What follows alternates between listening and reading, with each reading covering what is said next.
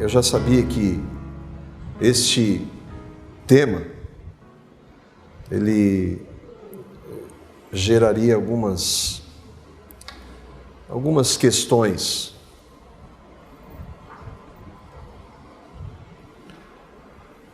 Para gerar curiosidade.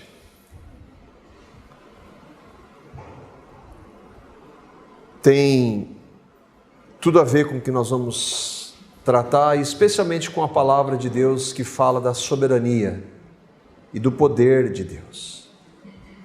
Que por mais que nós creiamos, nós não temos a menor ideia da dimensão da soberania de Deus. Nós, pela graça de Deus, nós jamais a partir desse lugar vamos defender A ou B. Vamos fazer propaganda de A ou B. Aqui é o governo que está, humanamente falando, o governo do nosso país. Poderia ser qualquer outro. O intuito não é de falar de A ou B.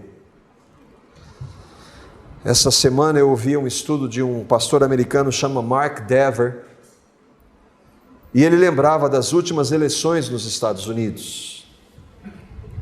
De um lado, Barack Obama, filho de muçulmanos, cristão, que defende o aborto e o casamento homossexual. De outro lado, Mitt Romney, Mormon, uma religião anticristã. Quem você escolheria? Em quem você votaria? Eu detesto política. Não sou, nem posso, biblicamente, ser contra o envolvimento de cristãos na política. Mas se existe algo que reflita mais a natureza de pecado do homem, chama-se política. Um dos homens respeitados num conceito de missão integral que se chama René Padilha, um pastor batista, uma vez perguntado da importância do envolvimento de cristãos na política, lhe perguntaram se ele acreditava que os cristãos deveriam se envolver. Ele disse: sim, eu acredito. Mas tem um ponto: eu não conheço nenhum cristão que tenha se envolvido na política de duas uma. Ou ele saiu porque não dá para ficar, ou ele tomou a forma da política. Falando de poder, governos, modelos de governo, presidencialismo, parlamento, talvez o governo do nosso país, como há muitos anos fosse escolhido o parlamentarismo, talvez fosse melhor do que o atual presidencialismo. Ou quem sabe a monarquia, nós temos bons modelos de monarquia. Capitalismo, socialismo, comunismo, democracia. Fraca essa, né? Esses são sistemas de poder humanos. São sistemas de poder humanos e, por consequência, totalmente corruptos. Porque são humanos nascidos em pecado e que não podem, a partir deles mesmos, mudar qualquer realidade. Falar em poder, eu gosto de lembrar de Jesus. No capítulo 18 do Evangelho de João, os, entre aspas, corajosos discípulos de Jesus já haviam abandonado o Senhor. Ele estava para ir para a cruz. Nós lembramos sempre de Judas, o traidor. Judas vai lá dar um beijo em Jesus e os outros 11 saem correndo de medo. Os religiosos judeus já haviam armado toda a farsa para a condenação de Jesus. Jesus, que desceu da glória, nós gostamos de glória para nós, mas o nosso Deus desceu da glória. Jesus é Deus, Deus do universo, Criador de todas as coisas.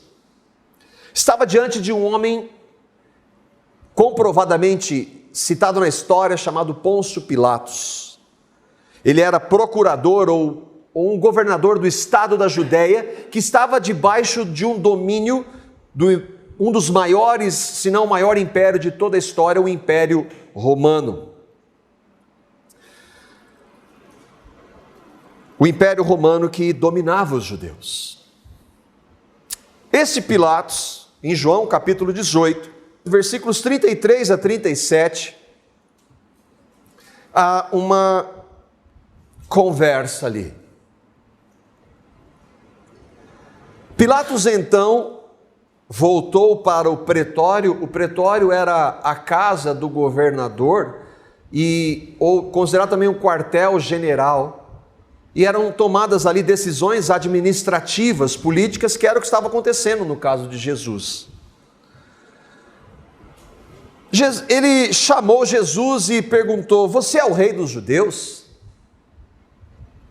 Perguntou-lhe Jesus: essa pergunta é tua ou os outros te falaram ao meu respeito?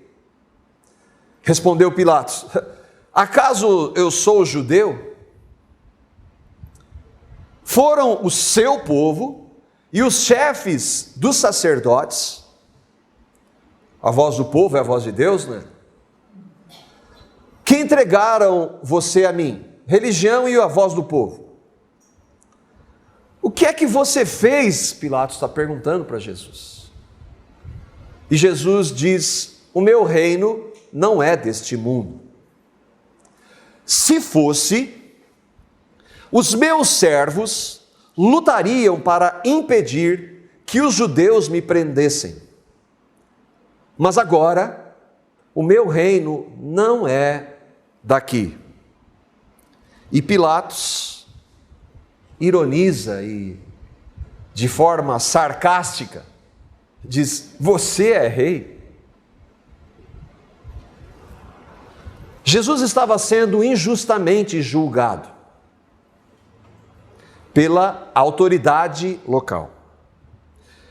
Ele tinha os seus direitos e, por direito legal, ele não deveria e não poderia ir para a condenação. Pilatos reconhece isso. O governador do estado reconhece isso. Que ele não teria que condenar Jesus. Mas o sistema é um sistema humano. Império, não presidencialismo como o nosso, mas é um sistema humano. Se é humano, é desesperadamente corrupto.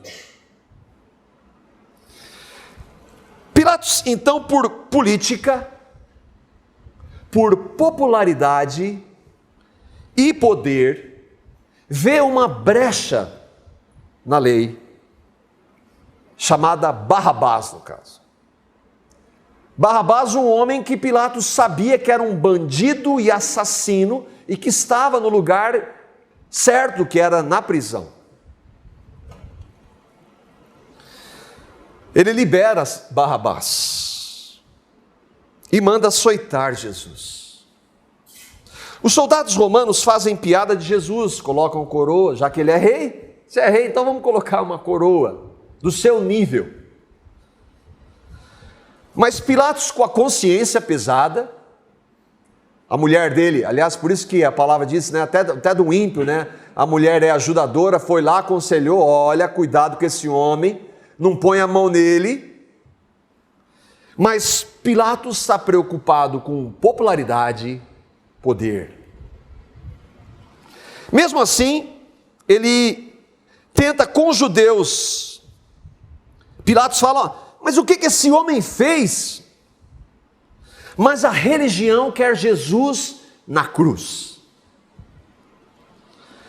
Pilatos diz: então vocês que crucifiquem esse homem.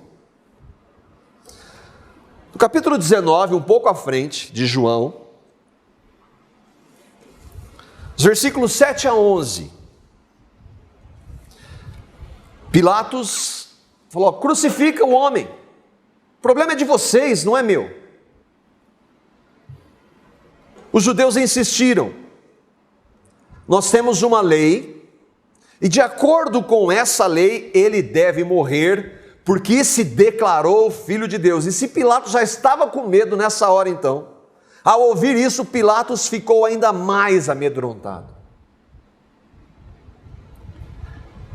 E voltou para dentro do palácio, e então perguntou a Jesus, e é esse o Jesus, esse é o poder de Deus. De onde você vem? Mas Jesus não lhe deu resposta. Você se nega a falar comigo? Um reizinho que está para morrer vai se negar a falar comigo, o governador do estado? Disse Pilatos. Não sabe que eu tenho autoridade para libertá-lo e para crucificá-lo? E o Deus do universo, que está ali porque Ele quer, que está ali por minha e por sua causa. Ele disse, meu querido, você não teria nenhuma autoridade sobre mim, se esta não fosse lhe dada de cima. Diante disso, você está preocupado com quem vai ganhar as próximas eleições? Você está ansioso? Você está preocupado em quem você vai escolher das duas opções tão boas quanto os americanos tinham para eleger o seu presidente? Mas quem colocou eles lá? Deus colocou-os lá. O que isso tem a ver com o que a gente vai tratar? A gente retoma Romanos hoje. E nós só quero lembrar um pouco dos fundamentos, porque nós estamos falando para cristãos aqui. Romanos agora ele entrou a partir do capítulo 12, falando para mim e para você que cremos, mas talvez você não tenha revelação ainda do que Cristo fez. É importante que você saiba o que Ele fez. E Romanos no capítulo 3, no versículo 23, a palavra de Deus mostra quem eu e você somos. E diz lá que todos pecaram e destituídos estão da glória de Deus. Eu e você somos pecadores, não podemos mudar isso, nada pode mudar isso. Ninguém nasce bom, nenhum.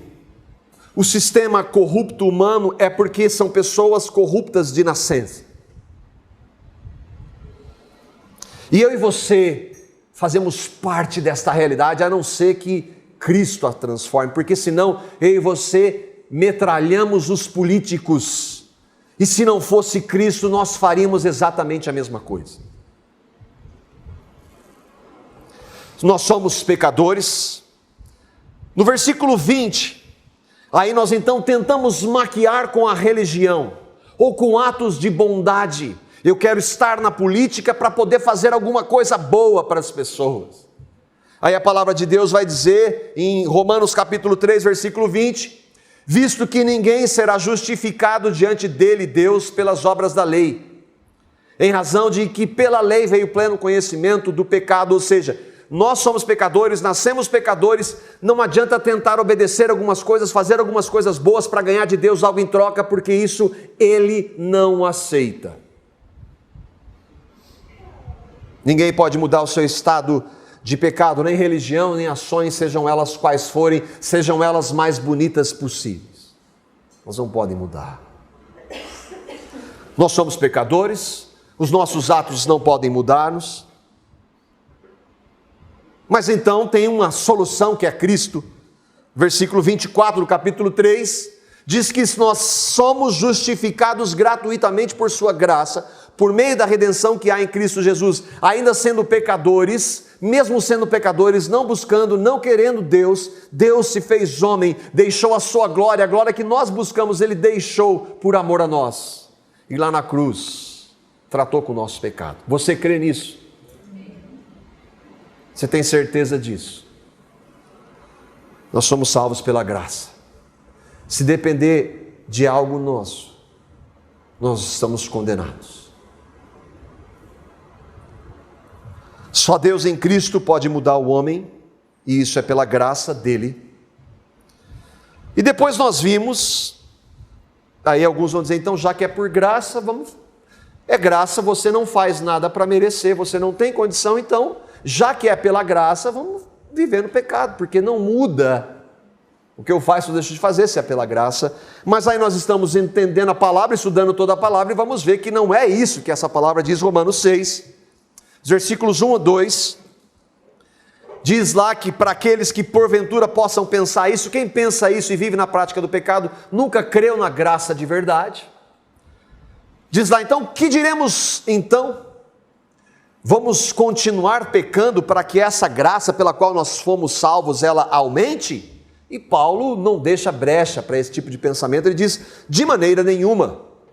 Nós, os que morremos para o pecado, como é que nós podemos continuar vivendo nele? Não tem absolutamente nada a ver. É impossível, é inadmissível. Não porque a Bíblia diz, porque se nós morremos com ele, nós estamos crucificados com ele e ele vive em nós. Se ele vive em mim, quando eu for contra a vontade dele, ele que vive em mim vai falar comigo, Marco, essa não é a minha vontade para a sua vida.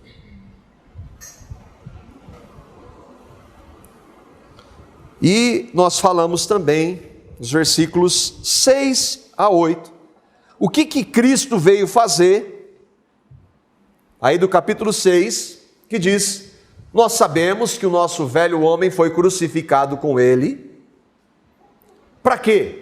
Para viver no pecado? Não, acabamos de ler que não. Para que o corpo do pecado seja destruído, e não mais sejamos escravos do pecado como nós éramos antes de termos nascido de novo, antes de termos crido na graça. Então o objetivo de Cristo na cruz é nos dar salvação, vida eterna no céu, novos céus e nova terra, é sim, mas enquanto isso, nós nessa vida, Ele veio nos livrar da escravidão do pecado, veio nos capacitar a viver para a glória dEle em cada aspecto da nossa vida. Quem morreu, justificado foi do pecado. Se morremos com Cristo, cremos que também com Ele viveremos, Ele vivendo em nós, e um dia sim na glória, quando nós estivermos na presença dEle. Quem está crucificado com Cristo, desejará, porque tem Cristo vivendo nele, um viver santo. Não é por imposição, não é por ganhar alguma coisa, não é por lei. É porque Cristo habita em mim, habita em você se você crê, então nada mais natural que Cristo habitando em nós queira e nos incomode a viver para a glória dele. A santificação é a vida de Cristo se manifestando em nós, em nosso viver. Nós estamos vendo isso a partir do capítulo 12 de Romanos, questões muito práticas. O que nós vimos, por exemplo? A necessidade de termos a nossa mente renovada, não deixar nossa mente se encher da porcaria do mundo. Mente renovada não é, você nunca vai ter sua mente renovada vendo porcaria na TV o tempo todo, você não vai ter. Os dons da igreja, nós vimos que se nós cremos em Cristo, Ele colocou cada um de nós no corpo dEle para trabalhar, para falar dEle para outras pessoas, nós vimos isso. Nós vimos que o amor verdadeiro, o amor dEle é sem hipocrisia. Vimos que nós devemos compartilhar com os irmãos, com a família, as necessidades. Devemos orar por todos, vencer o mal com o bem. Algumas verdades que nós já vimos em Romanos, para aqueles que creem. E no capítulo 13, nós vamos ver mais de Cristo crucificado em relação a isso, então, que é a autoridade, ou as autoridades, ou os governos que estão, ou as autoridades governamentais que eu e você estamos inseridos. E eu quero só recorrer mais uma vez ao nosso irmão Martin Lloyd-Jones, que tem nos acompanhado. Ele fala da graça de Deus e das consequências da graça dele. Ele diz assim: o evangelho não é só para se crer, é para se praticar. E se falharmos em pô-lo em prática, de nada adiantará qualquer acúmulo de entendimento intelectual. Não adianta nada você conhecer vários versículos de cor e aquilo lá não tem diferença nenhuma para a sua vida. Não tem diferença entre essa prática e os fariseus que conheciam as Escrituras. Cristo veio para nos transformar as nossas práticas, as nossas vidas, nesta área também, de como nós devemos nos portar diante dos governos que foram estabelecidos por Deus, sejam eles quais forem. Romanos capítulo 13, nós vamos andar verso a verso, e jamais nos esqueçamos, o Flávio já falou aqui, sem Ele, eu e você não podemos sequer aceitar o que nós vamos ver aqui, quanto mais obedecer. Sem mim, vocês não podem nada, nada é nada. Romanos 13, 1, vamos verso a verso, até o versículo 7. Paulo está dizendo para nós: todos devem sujeitar-se às autoridades governamentais, pois não há autoridade que não venha de Deus. Não há autoridade que não venha de Deus. Autoridades governamentais nós devemos nos submeter. Nenhuma das autoridades governamentais que existem são independentes da vontade soberana de Deus. E se as autoridades que existem foram por Deus estabelecidas, que todos são esses aí. Eu e você, se cremos. Se você não crê, você vai achar que isso é um absurdo, assim como vários outros textos da palavra de Deus, você vai achar que é loucura. Por isso precisa crer, por isso que a gente falou do início do Evangelho. Essa é uma carta dirigida pelo Espírito Santo. Foi Paulo que escreveu, mas o Espírito Santo dirigiu Paulo para escrever para os cristãos de Roma e para nós hoje. Todos os cristãos devem se sujeitar às autoridades governamentais. O que são autoridades governamentais? Era o imperador. Não, era o imperador daquela época, não tem nada a ver com isso, não. Era o governador da província. Não, é a polícia. É o guarda de trânsito. É o vereador, o prefeito, o governador, o presidente. E eu e você devemos nos sujeitar a essas autoridades. É isso que está dizendo aqui ou não? Se eu estiver enganado, por favor, me corrija. Por que deve se sujeitar? Porque quem dirigiu Paulo para escrever o que ele escreveu, irmãos?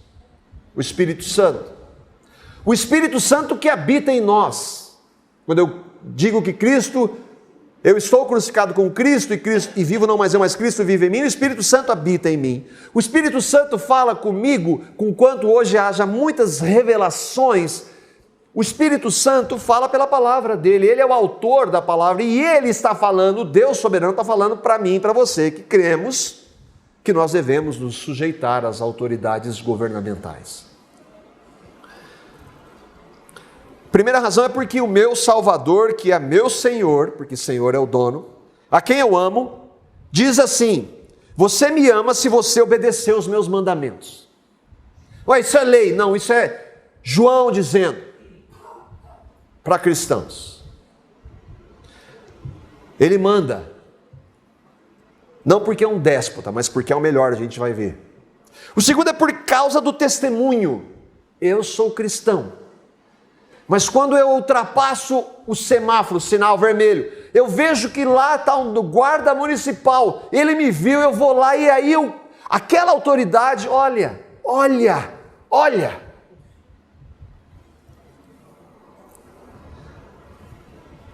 Por amor ao Senhor, e porque eu professo o nome dele, e porque eu coloco um adesivo escrito Jesus no meu carro, eu coloco um peixezinho lá no meu carro, eu estou levando o nome de Jesus e o testemunho nosso.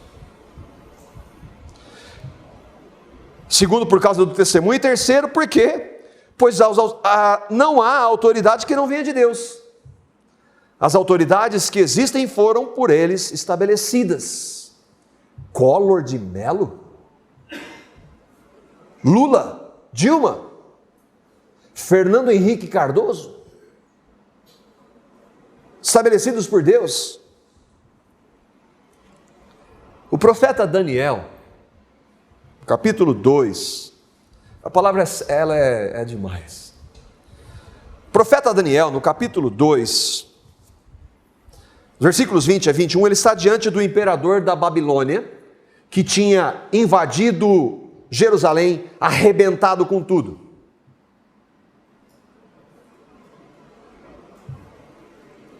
era um déspota.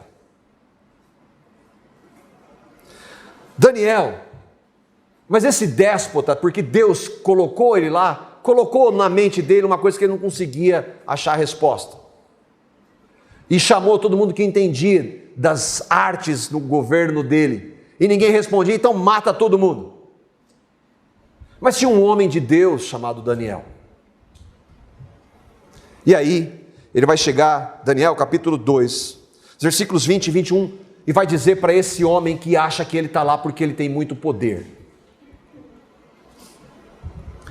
Louvado seja o nome de Deus para todo o sempre. A sabedoria e o poder a Ele pertencem. Ele muda as épocas e as estações. Ele destrona reis e os estabelece. O seu Nabucodonosor era o Barack Obama da época. Quem colocou o senhor aí foi o meu Deus. E ele vai tirá-lo a hora que ele quiser daí.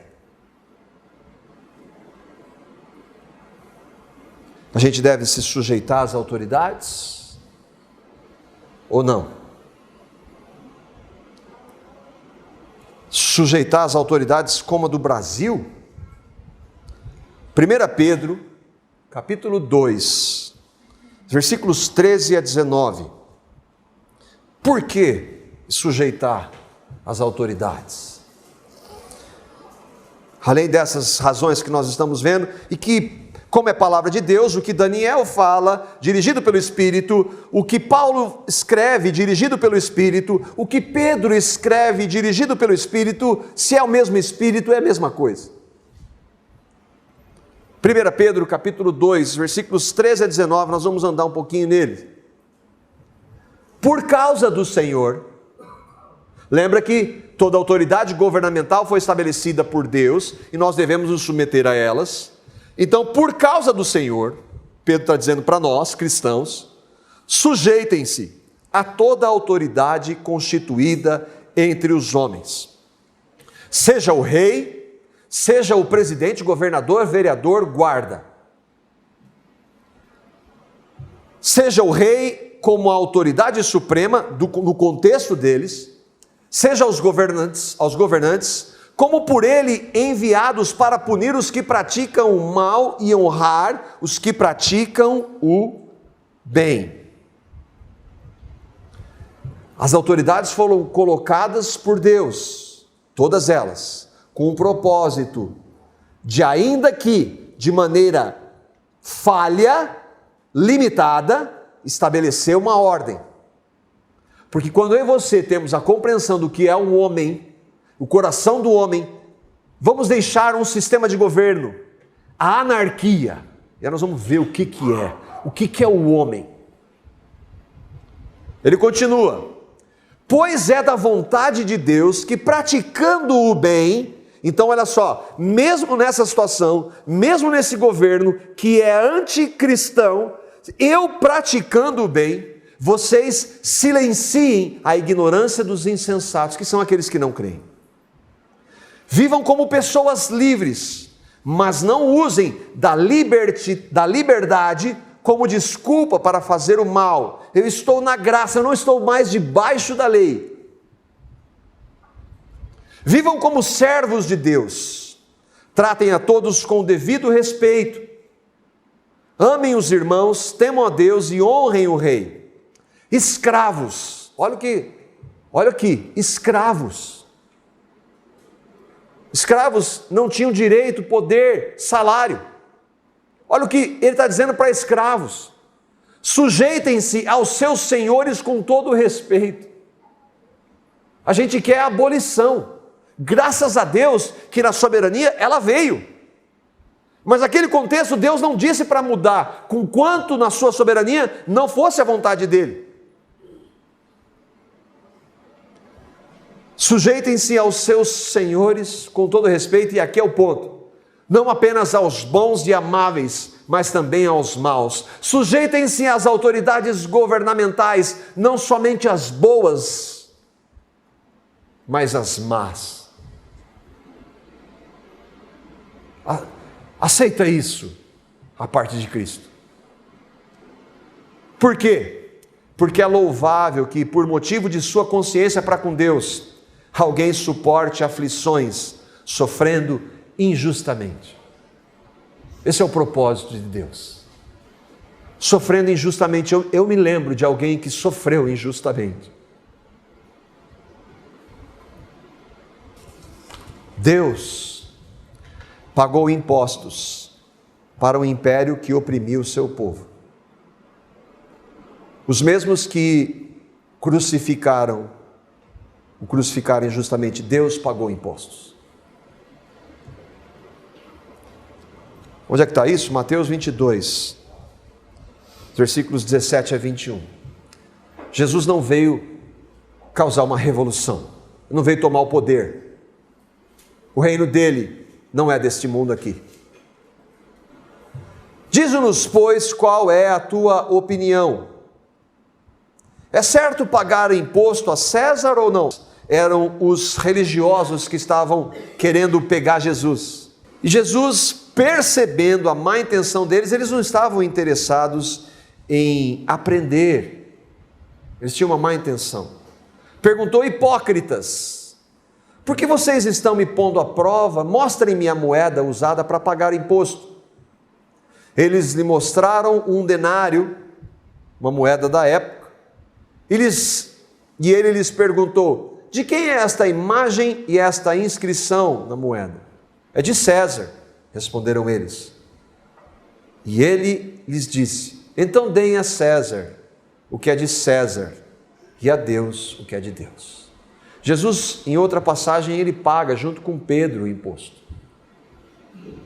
Jesus não veio se opor ao governo. Foi ele que estabeleceu aquele governo lá.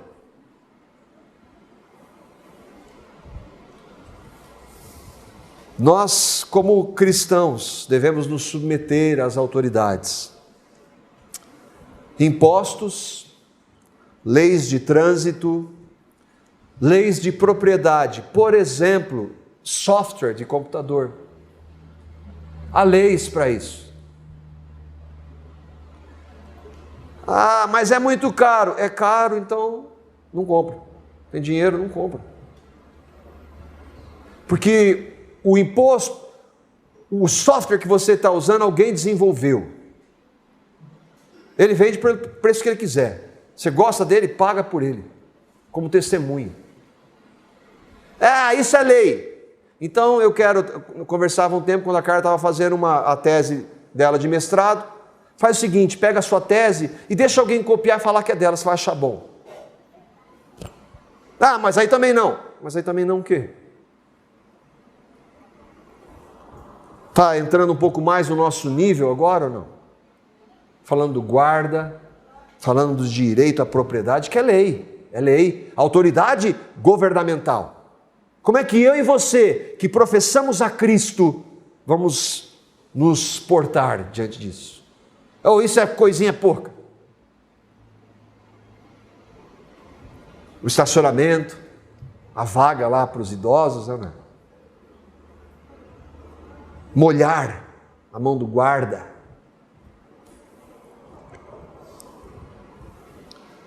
Ah, é legalismo, fundamentalismo. Eu estou na graça. Romanos 13, 2. Deixa a palavra falar por ela mesmo. Paulo está falando para mim e para você que acha de repente que isso é demais. Aquele que se rebela contra a autoridade está se colocando contra o que Deus instituiu. E aqueles que assim procedem trazem condenação sobre si mesmos. Falando de condenação eterna. Ninguém é salvo por cumprir a lei. Nós somos salvos pela graça. Agora, se eu e você nos opomos ao que a palavra de Deus diz, a uma autoridade que Deus estabeleceu, eu vou sofrer as consequências. Mas Deus não está preocupado com isso. Ele quer que, apesar dessas autoridades, nós testemunhemos dele. Que as pessoas possam ver em nós a diferença que ele faz. Não um discurso, eu sou evangélico. E Cristo é a minha vida. Se rebelar é ir contra a autoridade, e a palavra é muito séria em relação à rebeldia.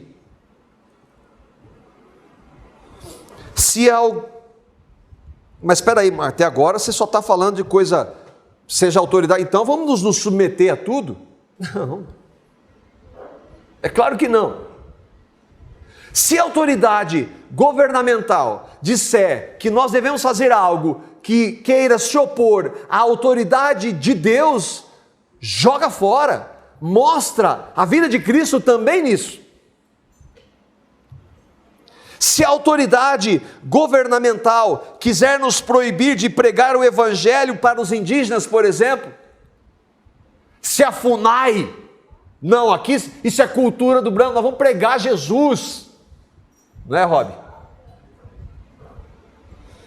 Se, quando nós dizemos aqui que o pecado do homossexualismo é pecado e que se continuar nesse estado vai para o inferno, se nós condenarmos um presidente que apoia o aborto, que é assassinato, e a lei não permitir,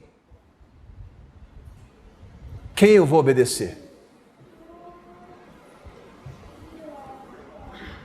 Se nos mandar celebrar casamento gay, eu vou fazer que nem a igreja está fazendo em alguns lugares, a igreja está fazendo, por amor, é o amor.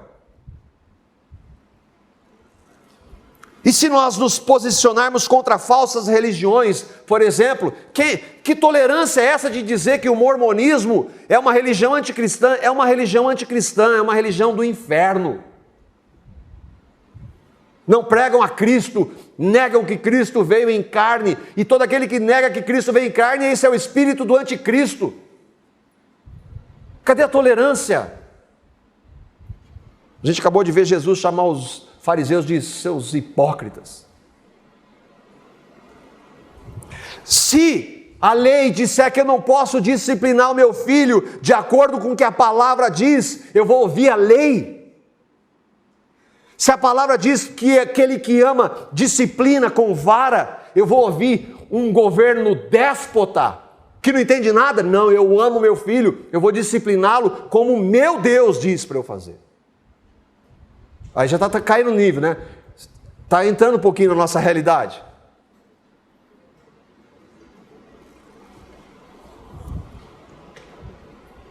Aí então, as autoridades da religião, então aí tem as autoridades eclesiásticas, o que o apóstolo disser, amém, glória a Deus, o apóstolo falou, ouvi.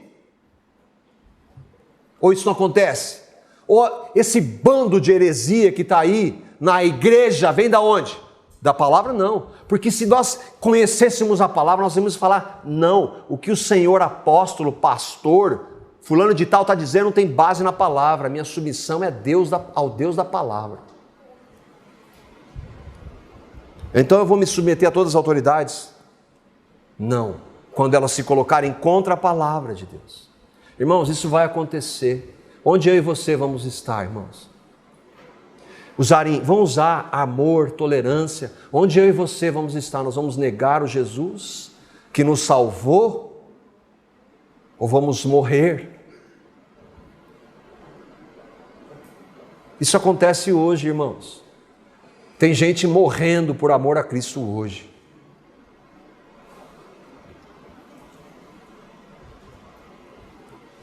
Atos 5, 29, a resposta para essas autoridades que se querem colocar diante do Senhor é preciso obedecer antes a Deus do que aos homens. Versículos 3 e 4 de Romanos 13. Estamos falando de submissão legal, como testemunho, como obediência ao Senhor, desde que aquela autoridade não se sobrepõe à autoridade da palavra. Eu e você, como cristãos, devemos nos submeter a ela. Pois os governantes não devem ser temidos, a não ser pelos que praticam o mal, inclusive os cristãos que não se submetem. Você quer viver livre do medo da autoridade? Pratique o bem e ela o enaltecerá. Obedeça o que a lei manda.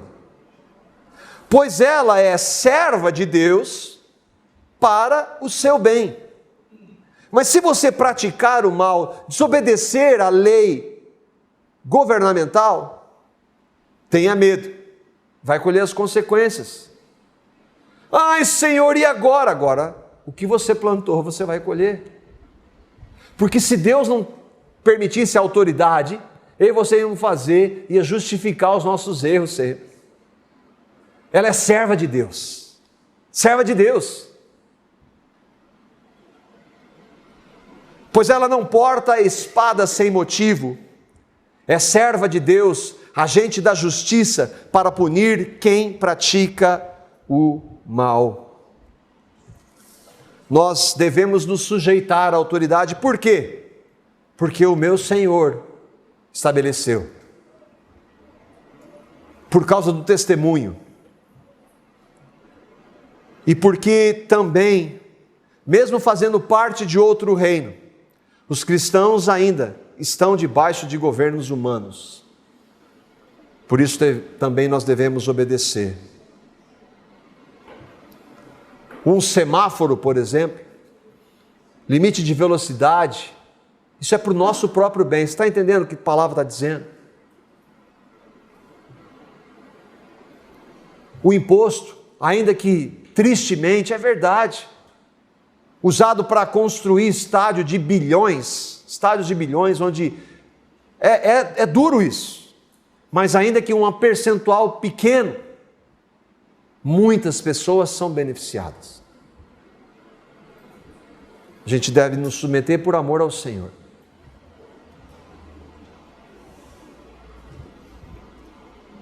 A autoridade governamental, o que quer dizer essa expressão, não porta a espada sem motivo? Porque na época, quando Paulo escreve, era uma das penalidades, a punição, penalidade capital, é uma das interpretações, era a ideia da espada. Aqueles que não se submetiam à lei tinham essa punição.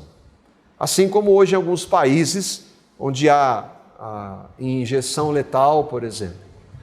Eu não acredito que a palavra autorize isso.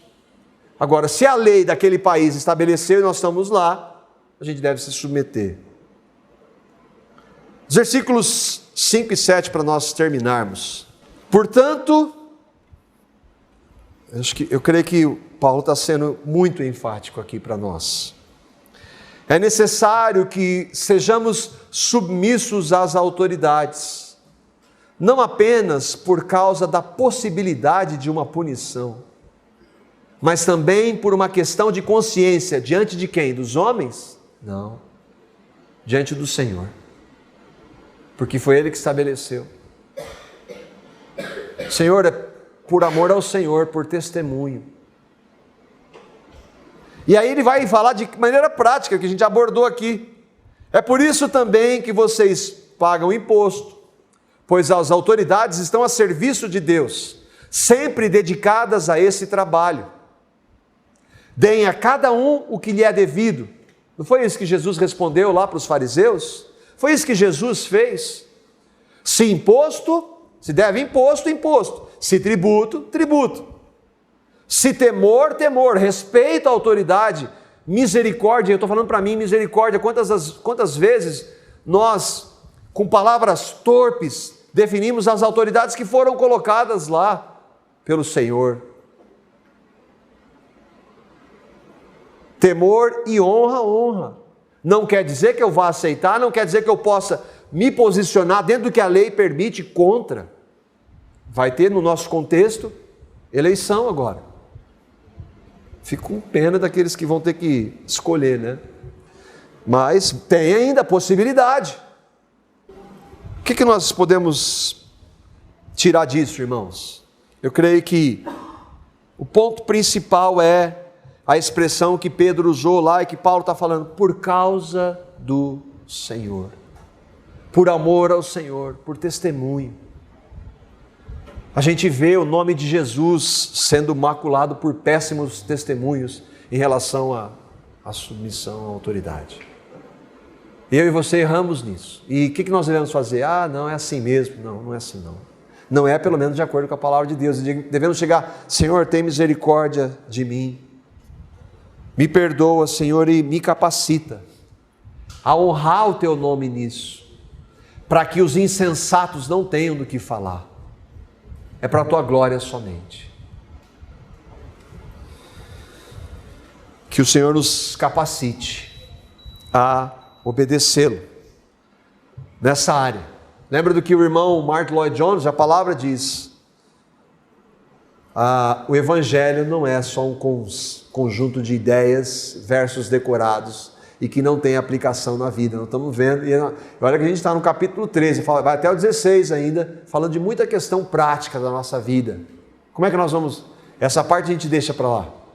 Não, nós vamos diante do Senhor, tem misericórdia, nos capacita a viver para a sua glória de verdade, não a viver para a sua glória num discurso muito bonito de crente, mas que Ele nos capacite para a glória dEle.